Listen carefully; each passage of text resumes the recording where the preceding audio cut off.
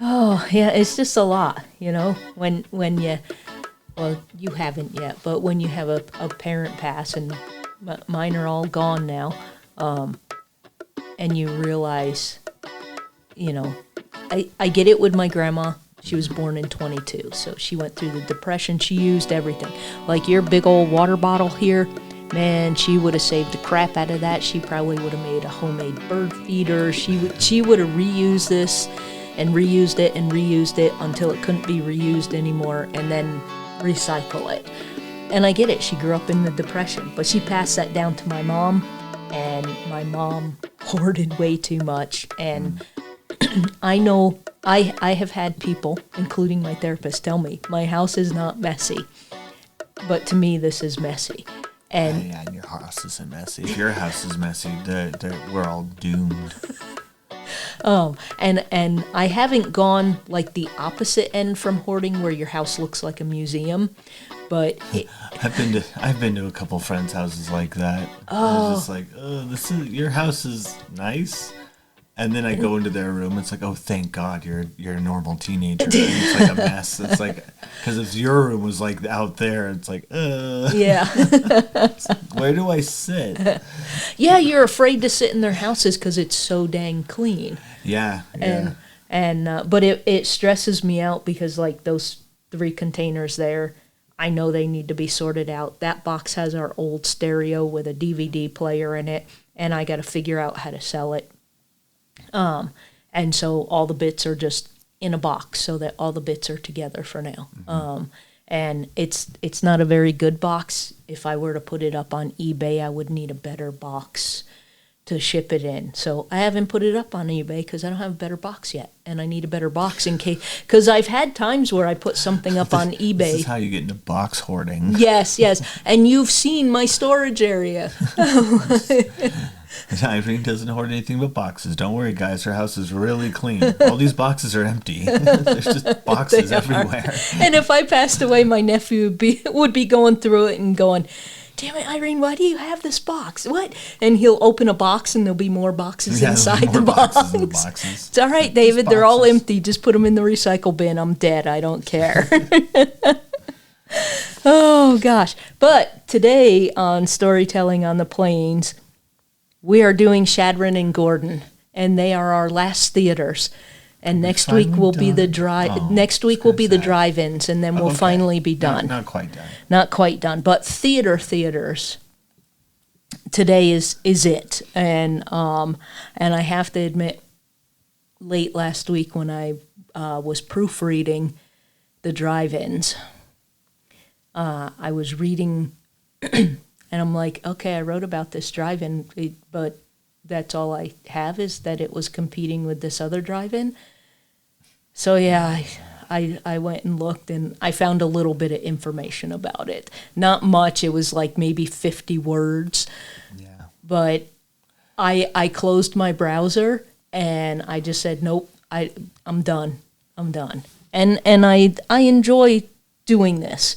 It's been so much. I think I want to do a few one-offs before we get into a big old... It's time to get away from the theater. Yes. But at least you'll have a full history, and I have about 30,000 words I've written on the theaters, and I'm going, my God, we could make this into like a little book and sell it. We should. We absolutely should. We got to get money somehow, guys. Yeah, because our 72 cents a month just ain't cutting it. Ain't paying the bills, guys. Yeah. Please sponsor our Patreon if you're interested. Yeah, you can always go sign up on our Patreon and give us some money. We'd be happy for that. So today on Storytelling on the Plains, we're going to just be covering Chadron and Gordon. And who would have ever thought that Gordon was almost big enough on its own to be its own episode for theaters? But it is. I wouldn't have. I would not have either. Yeah, Gordon's pretty small. Yeah. So there you go. Chadron doesn't surprise me. And that's what we're going to start with today, and solely because Chadron was going to be its own episode when I discovered Gordon, And then there was enough information about Gordon that I couldn't put it in with like last week's episode that we did a whole bunch of different places. There was just too much information, and then you and I would have been sitting there for 4 hours talking. So we're going to start today in Chadron with the Nelson Opera House at 229 Main Street. And as we've gone through, a lot of places started with opera houses. Now that we're on our final theater, we'll do drive-ins next week. A lot of these places started with opera houses, and then they eventually evolved into movie theaters. So Chadron was no different.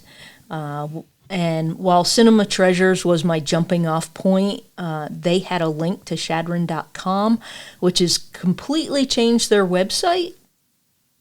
And the website used to have a nice walking tour of old buildings in Chadron, and they had little blurbs on everything. So, of course, I went to the Wayback Machine to find the information to get you some more details on it. If y'all ever go to the Cinema Treasures website, they do stuff nationwide for movie theaters. And a lot of their links are dead because I don't think people go back and check it. But some of the things they put up from 2012, 2008, 2013, and sometimes, like Chadron.com, when they redo their website, those links don't work anymore.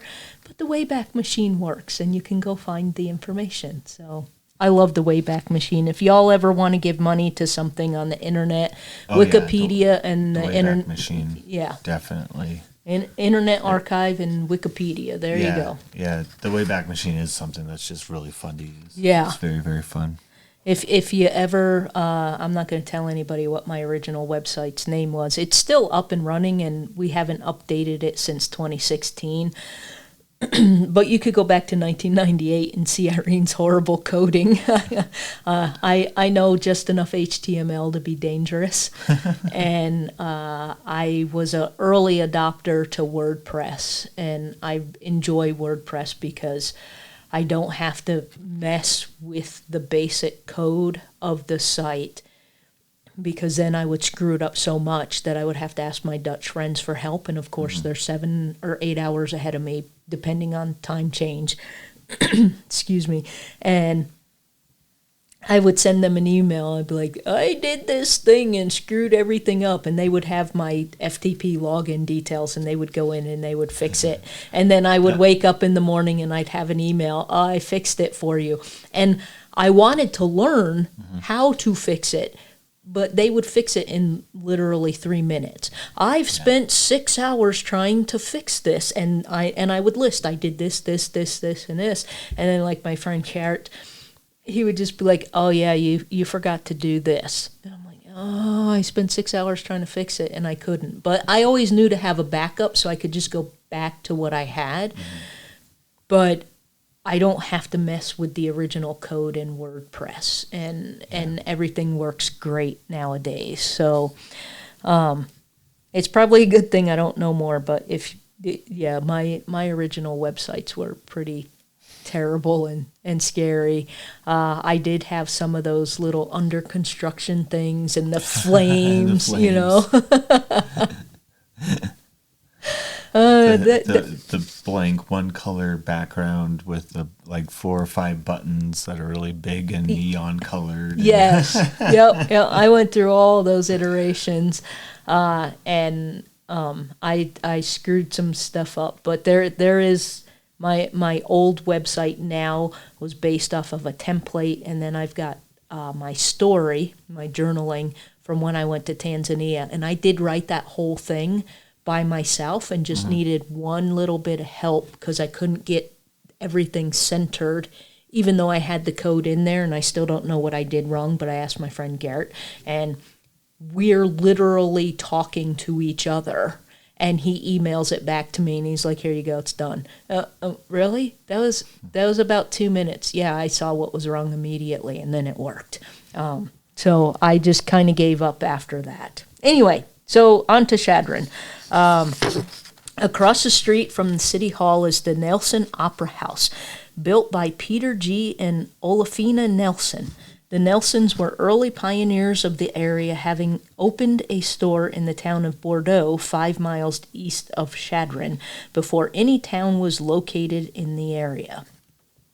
The Opera House was completed in 1888, and it is said that this impressive structure was influential in making Maine the primary street in Chadron. This building was the site of many traveling shows and community meetings, such as organizational gatherings for the Chadron to Chicago horse race. And I've been reading up on that, and at some point in time, we'll do an episode on that. It's kind of funny and cool. According to Discover Northwest Nebraska, the building was a mix of red and Buffalo Gap sandstone cut into rusticated blocks. And I forgot to look up what rusticated blocks means, but I'm pretty sure it just means that it looks like it's already been used. I think, yeah, I would think rusticated blocks, and I could be also wrong on this, but they're like kind of unfinished on one side. Mm-hmm. Like one side's really rough, and the other sides are, while the other sides are normal. And again, I could be wrong, but that's what comes to mind. Okay. Because in doing all of this, sometimes I forgot to look things up, and then I read it, and I go, and as I'm reading it, my brain is going, I forgot to look that up. Anyway, there's our new kitty. Did you find her? There she is. Hey, little girl. And her name is Jazz. We have a new little kitty, and she is almost integrated in almost. Yeah, she was playing hide and seek this morning. Yes. We were a little worried, weren't we? Yeah. Good kitty. Okay. So the second floor of this structure provided a proper entertainment venue for traveling troops, theater groups, musicians, and community activities, as well as an apartment where the Nelson family lived. And so we've also learned throughout this whole series, too, that the families often lived in the Opera House. They just had a little apartment added on to the whatever opera house, and you could live there. It's actually not that uncommon if you think about it. My grandma when she was first got married, they lived in a little apartment above a deli, like the little corner store in Delhi. Mm-hmm. And that had originally been the owner's place. Called a deli or a delicatessen? Yeah, technically delicatessen, but it was just deli growing up. Yeah. I make fun of when there was a newscaster who I believe was in New York or Chicago who has clearly never been there. Mm-hmm. And it's like there's a new store on the corner called Delicatessen. Just said it really slow. I'm like, okay. Oh, that's the first time you've been sounding that word out. Yeah. Just stick with deli. With spaces for 2 stores, the original storefronts featured recessed double doors flanked by large sandstone columns. Between the 2 storefronts was the arched entrance to the Opera House and box office. Capping the lower level was a smaller tin cornice. These storefront features have subsequently been removed. Nellie Woodward Dry Goods was one of the early businesses in the Nelson block. And that's something else that I noticed out here is there were a lot of female-owned businesses. Yeah, I've kind of come to realize that too, which is very, that's awesome. Very, I think worth noting. And I'm kind of sad that it's not. Like, I didn't learn any of that in history. In history class, not even our local history class. So, and just by doing our podcast, we're coming across it over and over. Yeah, just how many women were in charge out here and how much they did. And I just finished the book, The Death of Raymond Yellow Thunder. It's a really good book. It's really depressing too, but it's a really good book. And the lady that was the editor of the Gordon paper, and I cannot remember her name off the top of my head. I have to investigate her further because the book I think was or tried to be even-handed about her. She preferred stories that made Gordon look good, and then when Raymond was killed, that pushed things to the limit. And but she was the owner of the paper. If I remember correctly, her husband owned it, and then when he died, she just kind of took over because she's like, town needs a newspaper, so I'm going to keep the newspaper running. And not that was always the way that women took over with things, but I didn't know that the Gordon paper was run and owned at one point in time by a woman. And we just get women-owned businesses all over out here, which it is kind of sad that you don't get taught that kind of stuff. Because if you're taught that growing up, then you're not sitting here having the conversation like you and I are having the conversation now, like, oh, there were women owners there. Because you grow up learning. A woman owned this, a guy owned this, the guy owned that, this lady owned this, and then it's just an adult owns a business. Well, and we're far away from, the New York or even like Chicago, the Eastern stances and propriety and all that. Like, yeah, we don't get me wrong. Like, men were still definitely what we would consider now sexist, and like women have their place, and yes, that's true. But we also, like we've talked about a lot, when it comes to out of necessity, if the woman's all that's left, then that's what needs to get done. Yeah. And it was just accepted like that. Yeah. And in some cases, they are encouraged to remarry, and sometimes they do, and sometimes they don't. Yep.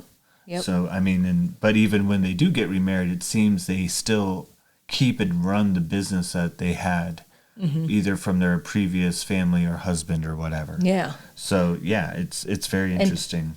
And you look at Dr. Fix, she was the only doctor that stayed out here. The male doctors that came before her were here for a few months, maybe a year, and then they left again. And you look at today in Scottsbluff, the doctors they get at the hospital, they sign a contract for like a year or two, and then they're gone. They hate being in the rural area. So it makes me wish I could go back and ask her, what was it that made you want to stay? Because she did the same thing the male doctors did, and then some. Because when we went through and did those episodes, there were stories of, the male doctor was like, well, it's 10 o'clock at night, whatever, I'll see you in the morning. I'll go see how things are going in the morning. And she's like, oh my God, you just had, a cow fall on you and it's 10 p.m. Let me hitch my horses up and I'll be out there to look after you. So it's and to give credit where credit is due, there are a few that are like that. Why is her name drawing a blank right now? Our not a doctor even. She's not technically a doctor. What's her name? Mom's been there. My grandma's been there. I think you've been there. It's the doctor that takes she works with you around insurance. She's not a part of Regional West. She's not a part of Quick Care. She has her own practice. Oh, I haven't been to her. I think is it Jodine that you're talking about? Jodine, yeah. I know who she is, but I haven't been to her. Okay, you haven't been to her. I've been to her. My family's been to her. But she's a awesome example of one of those women who has stayed for this community, who's made her own practice for this community. So we're dogging on Regional West a little bit, but there are people. I want to give credit where credit is due. And I don't think it's a Regional West thing. I think it's a thing that they come out here, and some of them do it purposely just so they can write on their resume that they worked in a rural area.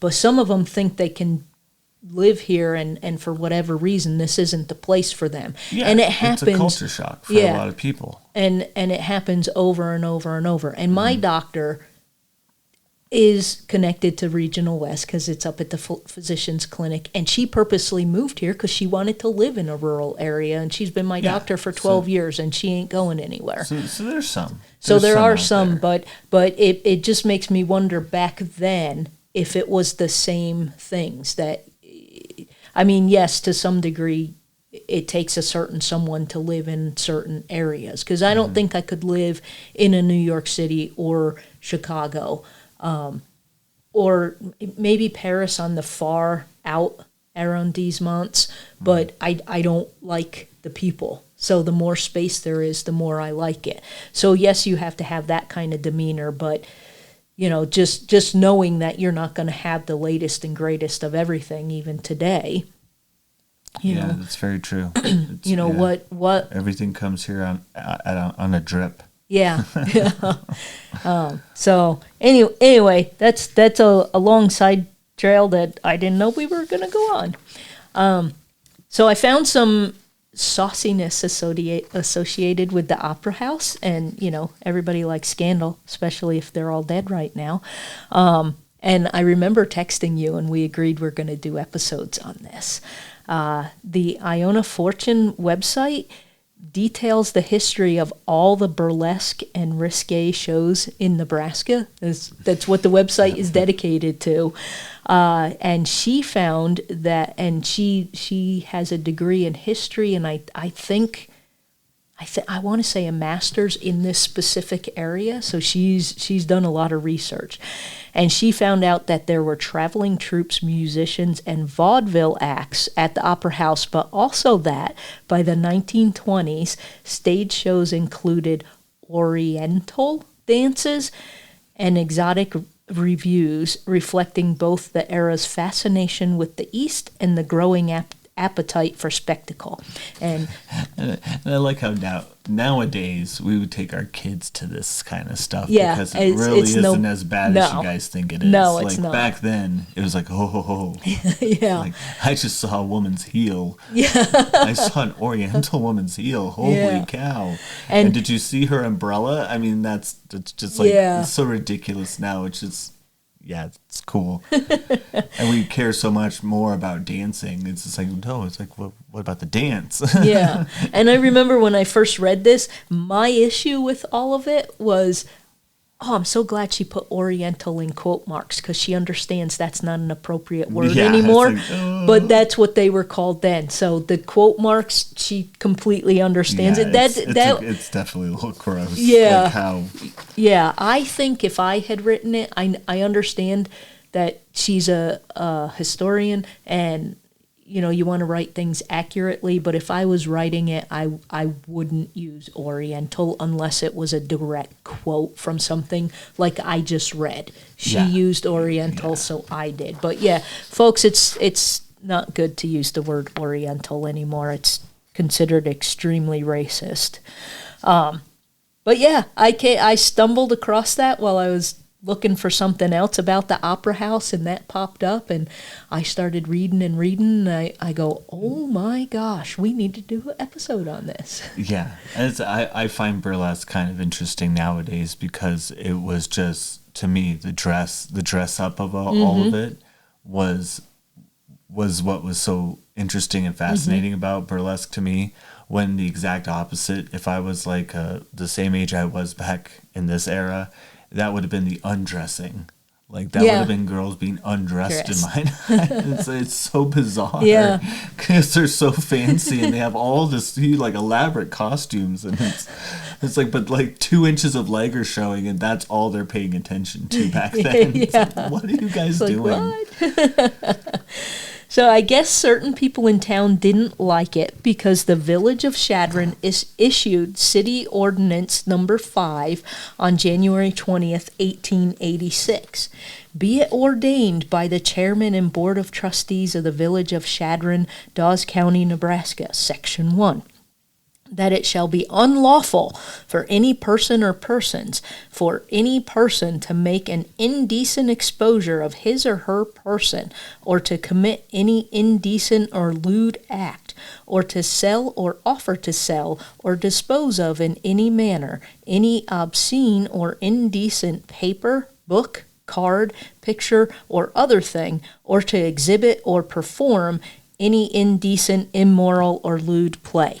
And before we had magazines like Playboy, they had little postcard size pictures. Yeah, little pictures and stuff like that. Yeah.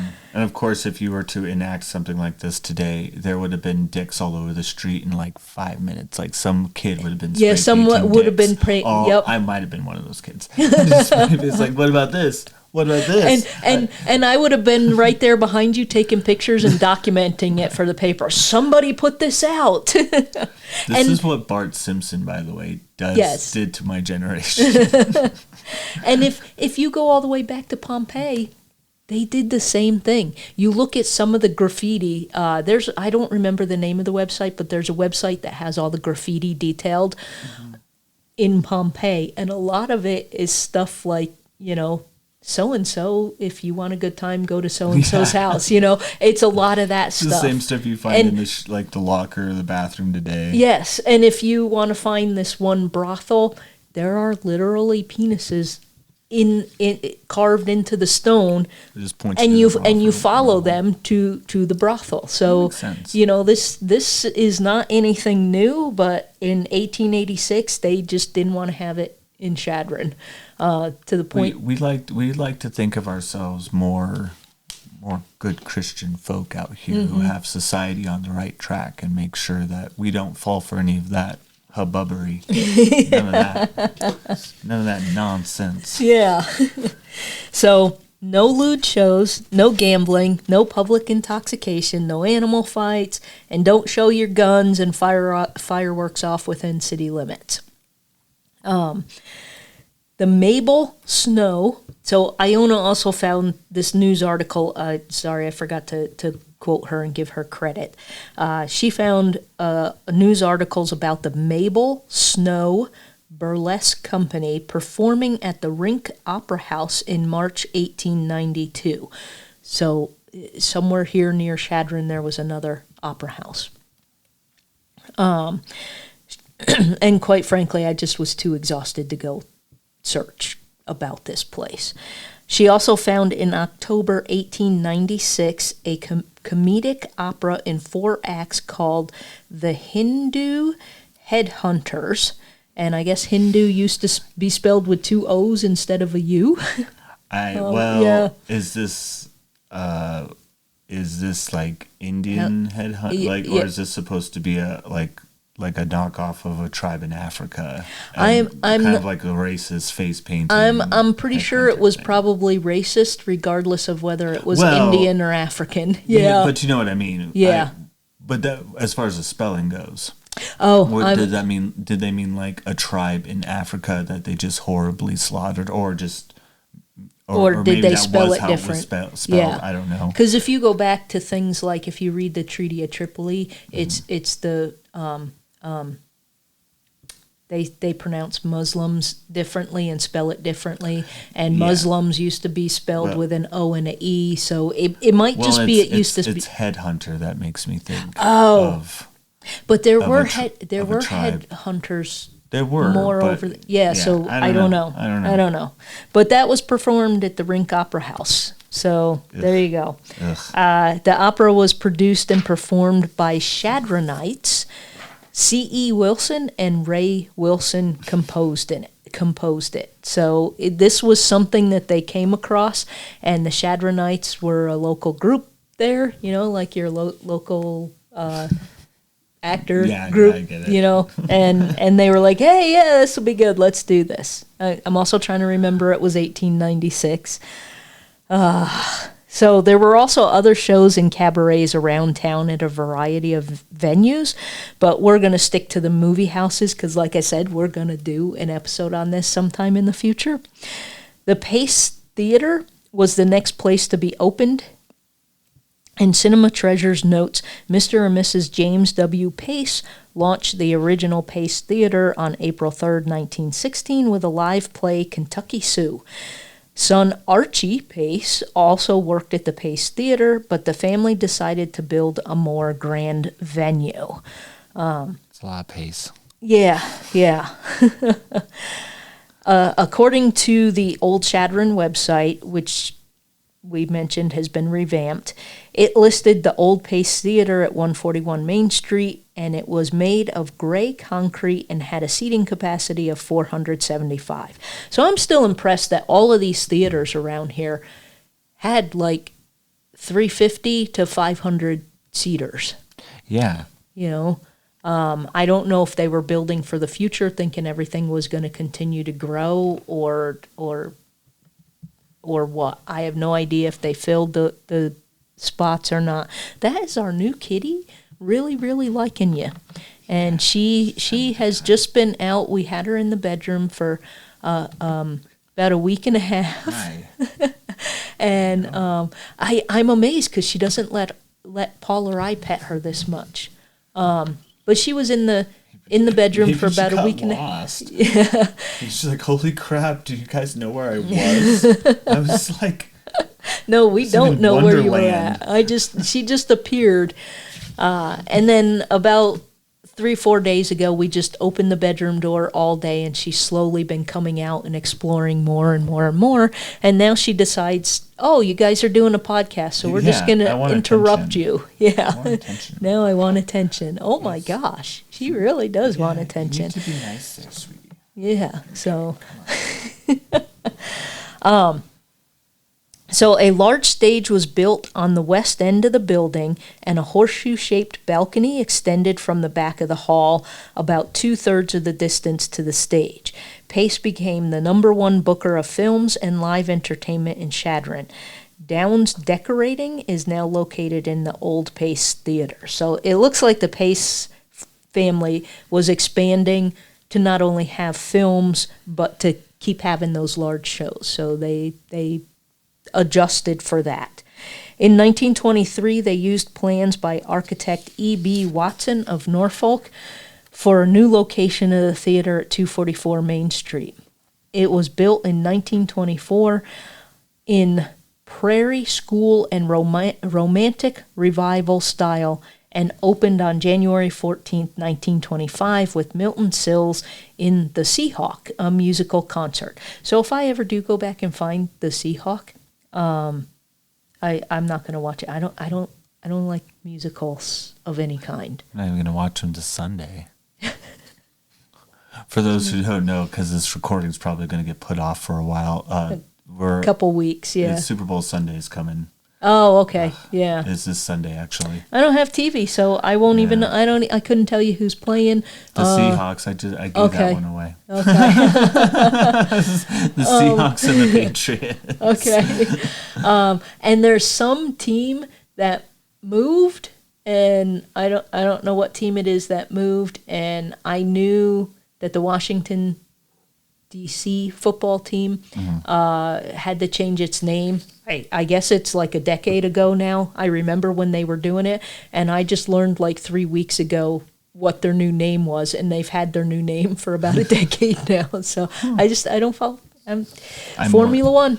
I'm more excited about the Winter Olympics. They're opening up this weekend too. I have no idea about that either. Formula One, I'll talk about that all day. But any other sports, I just don't follow it. I love Winter Olympics. And if I had to pick, Winter Olympics would be what I watch over summer, except for the skating, because I used to have nightmares as a kid of people skating and falling and slitting their wrists because their blades are so sharp. So I can't watch any skating of any kind.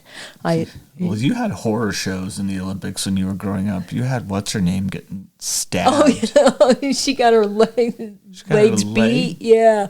Nancy Kerrigan and holy cow. and I forget the other girl's name. Did she get didn't she get like stabbed or something, like in the foot or something? I don't know. Broke her leg. They did something broke her leg, horrible. but I think they beat her with a baseball bat. I'd have to go back and look, but yeah, it was pretty brutal. Yeah, I'd be scared to go in there too. But I was already late teens by that point in time. I don't know what it is. It's why I don't like hockey either. I love hockey, and I've never learned how to ice skate. I am almost 38 years old, and I've never learned how to ice skate. I've played hockey a lot as a kid, but it was all roller hockey. Okay. Because you didn't have ice out here. Not a lot of ice out here, guys. It's a cold place, but not a lot of water and not a lot of ice. And then 97, when I was 27 years old, I worked at Dick's Clothing and Sporting Goods. It's just Dick's Sporting Goods now. But I worked in the hard goods section, mostly bikes and exercise, but I also had to know how to restring tennis rackets and sharpen skates. And once that horrible nightmare stuff just got worse once I realized exactly how sharp they were. To the point that if you came in to get your skate sharpened, I'd be like, yeah, come back in, like 90 minutes and we'll have them done and ready for you. Okay.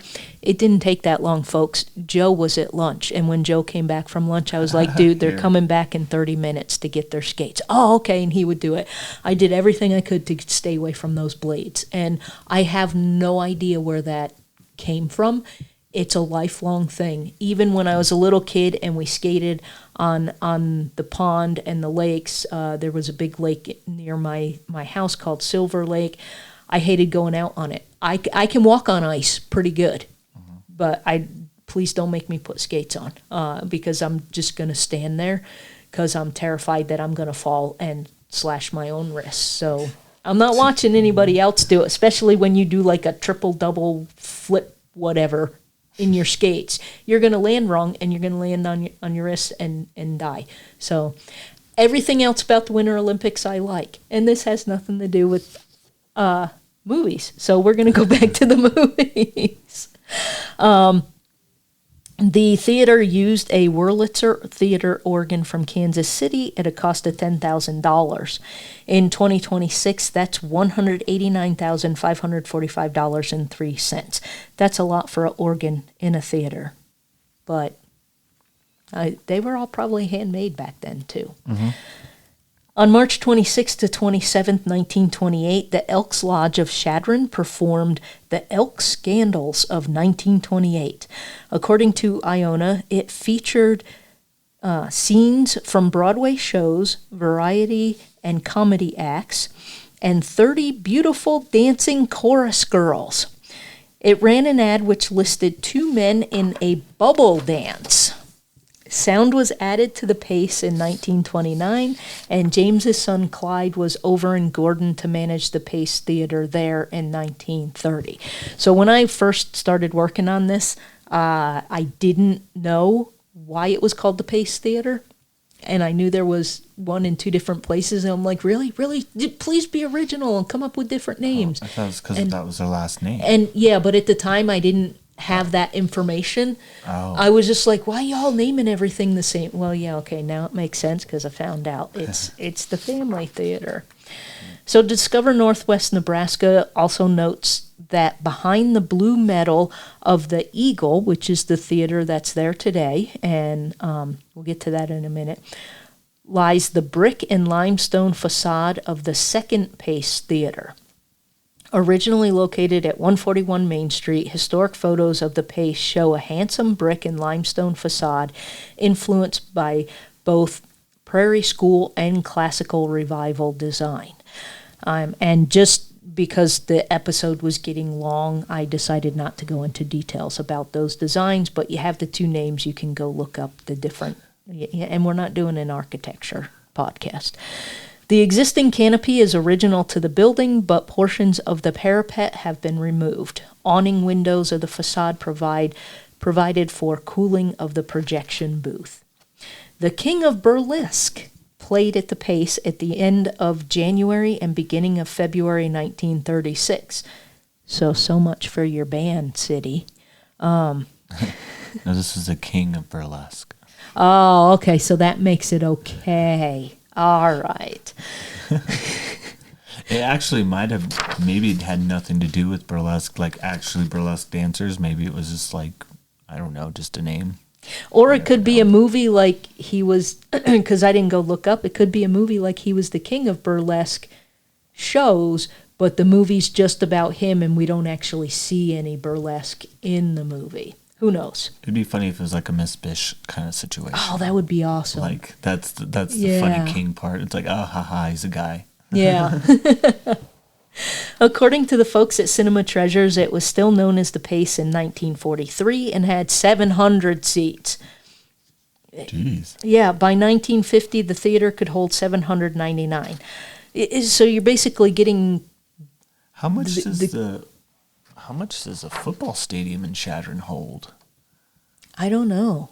I mean, it holds thousands. Yeah, It holds a more few than thousand. But 700 of that, I'm just trying to think of how much of that stadium could have fit inside the movie theater. Yeah, that's Probably like 700. like That's a quarter. crazy. Yeah, that's big, especially for Chadron. I don't know. Maybe since they did do 2 expansions and kept making it bigger, maybe they did have the people that they were like, yeah, we got to put more seats in. I don't know. Black Hills Amusement took over the theater at some point in time with Ted Jastroff managing. There was an overhaul of the theater as well, concluding with the Pace being renamed the Eagle Theater on September 27th, 1967. So that seems to be the thing with Black Hills Amusement and all these other companies that came in and bought it from families. They changed the name of the theater whenever they do that.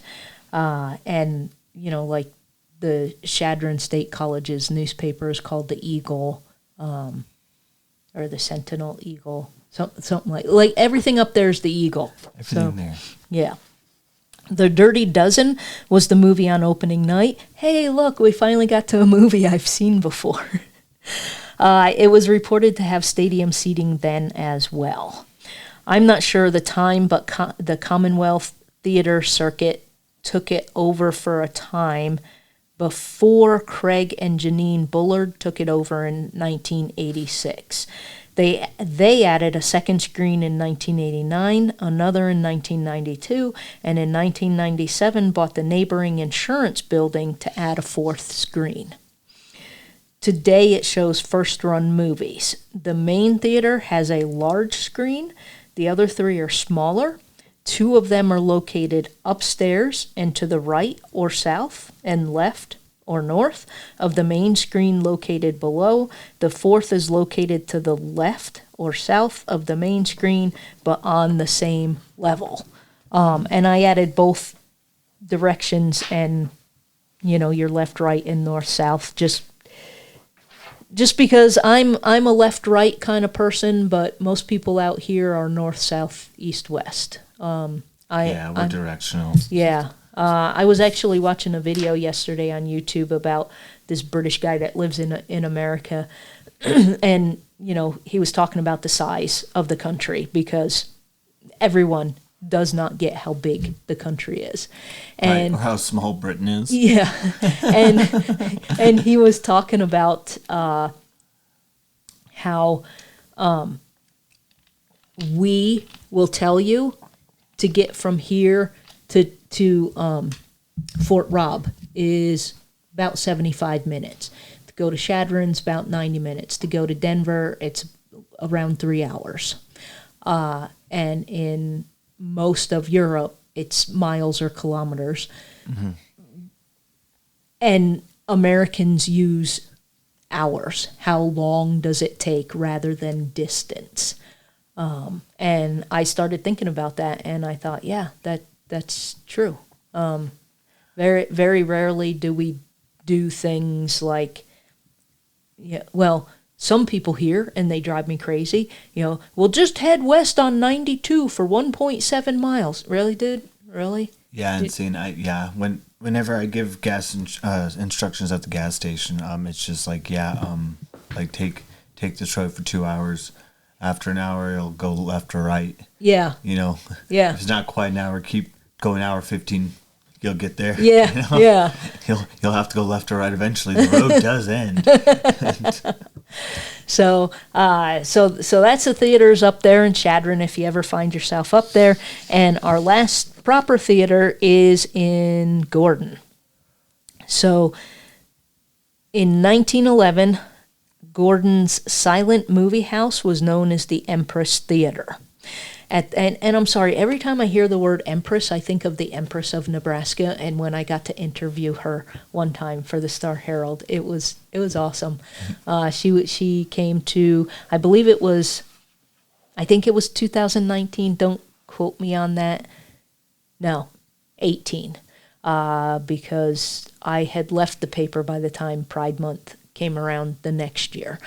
So I think it was 2018. And she and a bunch of singers from Omaha came out here and sang and performed during the, because like the Pride thing has the 2-day stuff that they do, and then they have the nightclub stuff that's only for adult folks. But these folks came to sing, and it was awesome. Yeah. And I didn't think she would interview me. And basically the Empress of Nebraska reigns for a year, and they raise money for a charity. Mm-hmm. And I forget what her charity was, but she at that point in time, and she still had a few months left on her reign, she had already raised more than anyone else had ever raised for the charity that she had raised money for, and it was really cool. And this isn't like a beauty pageant kind of thing. No. This is more of a you apply to be Empress, and it's more like an interview process, but then you have to go out and perform, and so they're usually all performers. But there's talent, but there's philanthropy. Much more. Yes, but involved. You're required also to have a whole plan of, I'm going to raise money. This is how I'm going to raise money, and this is where all the money's going to go to. Gotcha. So every time I hear the word Empress now, I think of her and just how awesome it was that she sat down and talked to me for a few minutes, because she could have said no, and I could have just taken some pictures and said, yeah, she came That's from Omaha here. Yeah, true. So anyway, that's my sidetrack on Empress. This is why our podcast takes so long, because I can't just reach it. I'm like, oh yeah, this reminds me of this thing. Anyway, at the time, the Empress Theater was the only theater in northwest Nebraska to have 6 changes of programs a week. If you listen to our previous episodes, you'll remember that in 1915, the Star Theater in nearby Rushville began showing movies every day of the week. But that was 1915. The Empress was 1911 and was showing 6 days a week. Or 6 program changes a week. So, 6 days a week. The theater was located at 116 North Main Street and chugged along nicely until the Pace family purchased it. And I'm just realizing that sounded bad, and I didn't mean that to sound bad. Like, the Pace family took it over, and they screwed everything up. I did not mean that way. Wow. Yes, you did. Yes, you did. No, what that really is last week's episode and this week's episode, I wrote both at the same time, and I spent 10 or 11 hours doing it, and I don't like to do that, and I didn't realize it when I was proofreading. Anyway, the Pace family equipped the theater for sound and premiered the first talkie in town with The Melody Man on March 24th, 1930. Now comes the bad news. So there is a little bit of bad news. New kitty on the desk. Okay. Hi. Connor can't read his script anymore. The Paces decided they wanted a new theater which was designed for sound, and created the Pace Theater in 1930. That meant the Empress was going to be closed. Its last show was on September 6, 1930, with Blushing Bride, starring Joan Crawford. The Pace Theater opened the next day. A few weeks after closing, the Empress was retrofitted for a new JCPenney's department store. I would have loved to have seen that. The JCPenney store? How they retrofitted it to be a Penny's. I've seen plenty of Penny's stores. Don't have a time machine, though. Fast forward a decade to January 31st, 1940, and the theater was damaged by fire, but repairs were made and the theater was reopened. It was completely destroyed by another fire on April 13th, 1970. And if anybody finds that I got these dates and stuff mixed up or wrong, please let me know, because the history on this theater, once it became the Pace, became very confusing for me. But I'm 99% sure that I got it sorted. I want to make note of a Star Herald article which said the Empress burned in the 1920s, but that article is the only place I could find any mention of that. I think the reporter might have gotten confused with everything else going on fire, and I also worked with this reporter, and he was a good guy. But sometimes mistakes happen, and it's easy to get confused sometimes. So I'm not faulting him. He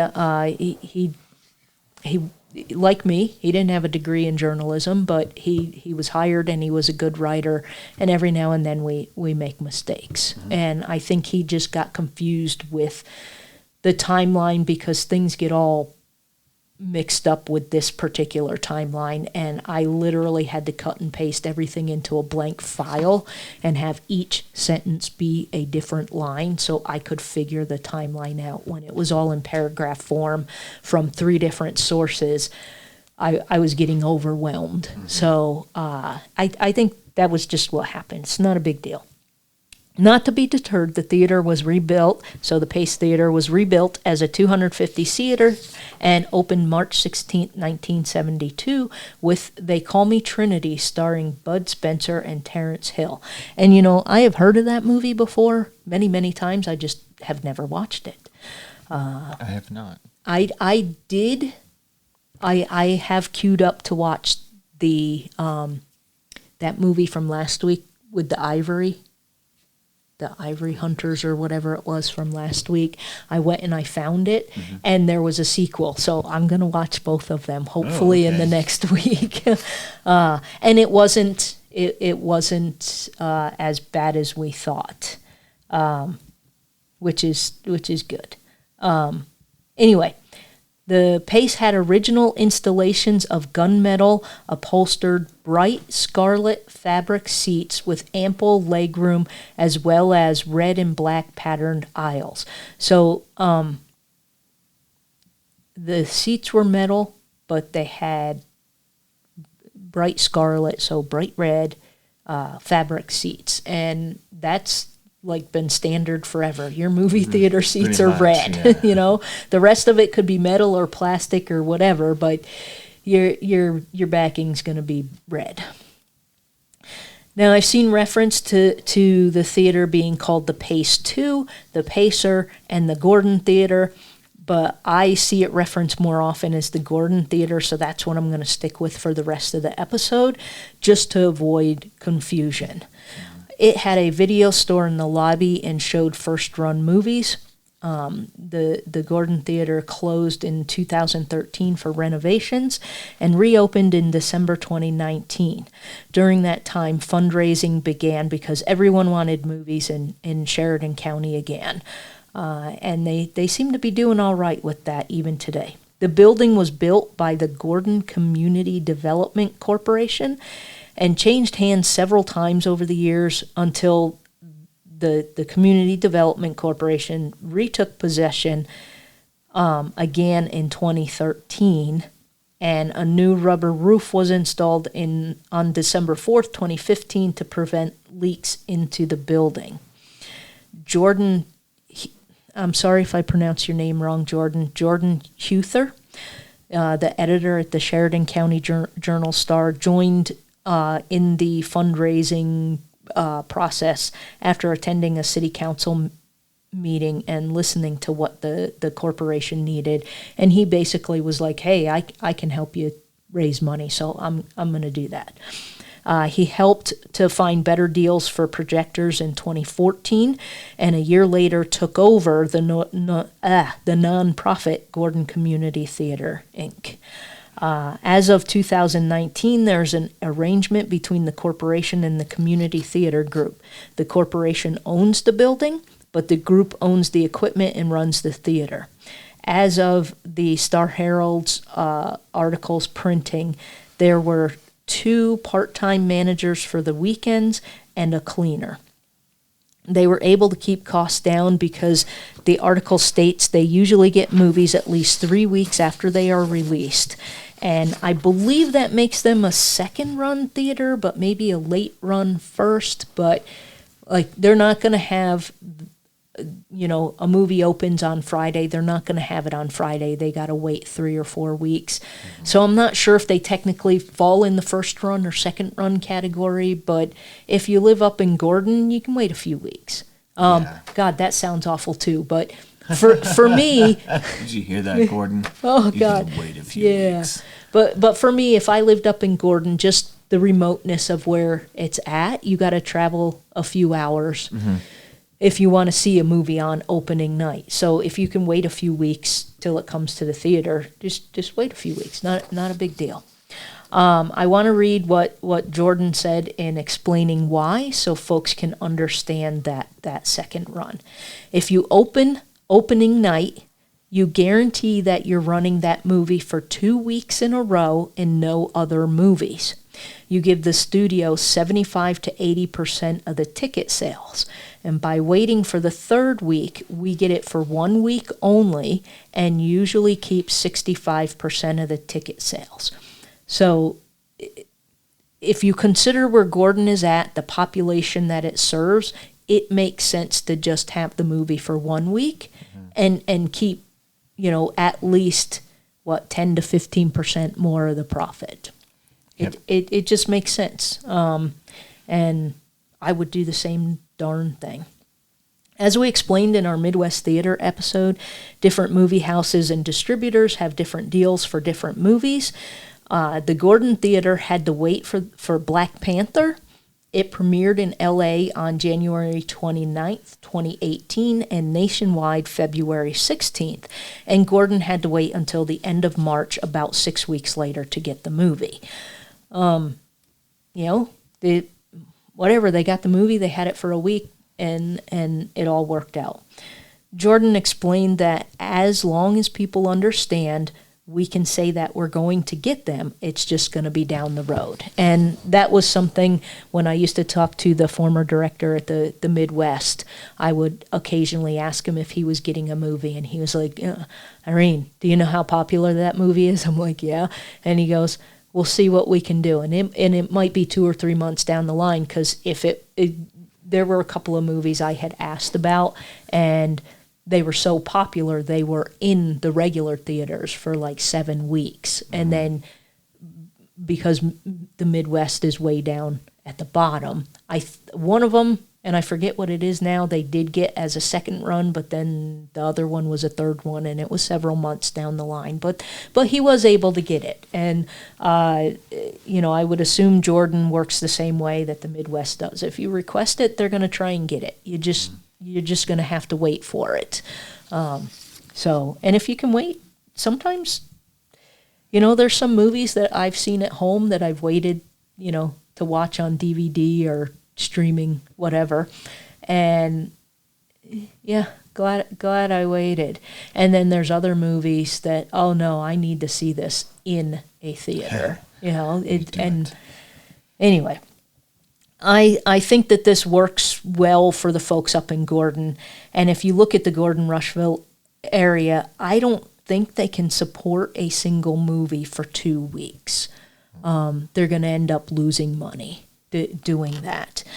They also have never sold out a showing, but the theater has always been about half-packed, sometimes a little bit more than half. So it makes total sense what they're doing, and I'm glad they're doing it, and they're able to keep the theater open. The Gordon Theater is also used for more than just showing movies. It has a sound system projector which is used for presentations, and it has been rented by many private groups for their seminars or just for parties. They have held a night of forensics there for the local speech team. So it's multifaceted. Even though they're not showing movies every single day, they're renting it out and staying afloat. The Gordon Theater has another advantage. It's a 45-minute drive to the two closest theaters, 45 minutes to Chadron, Nebraska, and 45 minutes to Martin, South Dakota. So I personally am just lazy enough.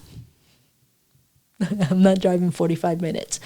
Especially if it's wintertime and I want to see a movie. The roads may not be good. And I would just go up to Jordan and say, hey, can you get this movie later on for us? All right, I'll wait.